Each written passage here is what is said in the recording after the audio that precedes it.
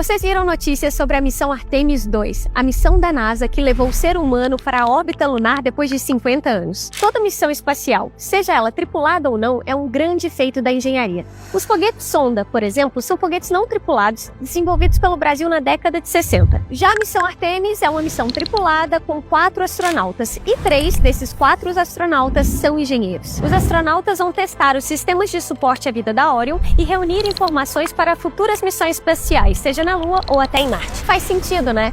Explorar o espaço profundo requer muitos conceitos de engenharia. Mais do que navegação, guiagem, controle, requer conceitos de segurança, riscos e resolver problemas que ainda nem existem. E quem é da área sabe, toda essa base teórica da engenharia é o que te segura e te salva lá em cima. Ou seja, quando você vê uma missão como essa, lembre-se, tem muita engenharia empurrando a gente para o futuro. A engenharia ainda vai levar a gente para Marte.